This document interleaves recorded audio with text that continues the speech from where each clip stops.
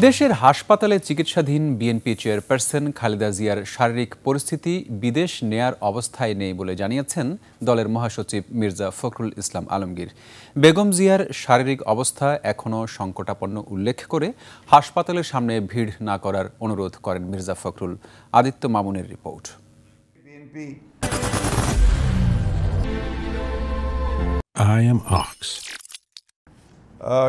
সাবেক প্রধানমন্ত্রী বেগম খালেদা জিয়ার শারীরিক অবস্থা নিয়ে গুলশানী বিএনপি চেয়ারপারসনের রাজনৈতিক কার্যালয়ে এই সংবাদ সম্মেলন। বেগম জিয়ার বর্তমান অবস্থা, চিকিৎসা সহ সার্বিক চিত্র তুলে ধরেন বিএনপির মহাসচিব মির্জা ফখরুল ইসলাম আলমগীর। সম্পর্কে আপনাদেরকে আমি অবহিত করব।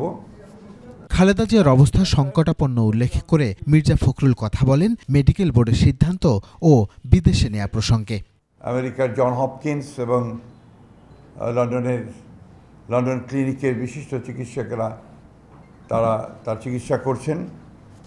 কীভাবে চিকিৎসা তারা করবেন এবং সেই চিকিৎসাটা কী ধরনের হবে সে বিষয়ে তারা কালকে মতামত দিয়েছেন নিজেদের মেডিকেল বোর্ডে। এভার কেয়ারের চিকিৎসা চললেও বিদেশে নিতে যা যা করা দরকার তাও করা হচ্ছে। তার এখন যে শারীরিক অবস্থা, সে অবস্থায় তাকে বিদেশে নেওয়ার মতো কোনো শারীরিক অবস্থা নেই।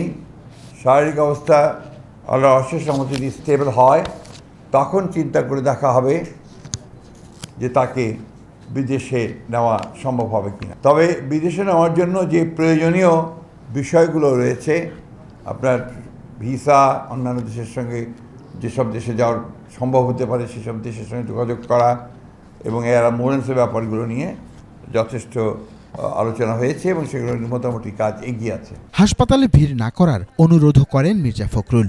চিকিৎসা কার্য চালাতে প্যারামেডটাও এবং একসঙ্গে অন্যান্য যারা রোগী আছে তাদের সেখানে বিঘ্ন সৃষ্টি করা হচ্ছে। এদিকে মহান বিজয় দিবস উপলক্ষে বিএনপির মাসব্যাপী কর্মসূচি শুরু হবে চট্টগ্রামের কালুরঘাট থেকে। বিজয় মাস উপলক্ষে এই বিশেষ কর্মসূচি ছাড়াও পাশাপাশি আরও অন্যান্য কর্মসূচি উদযাপিত হতে থাকবে। আদিত্য মামুন, 21 টেলিভিশন, ঢাকা।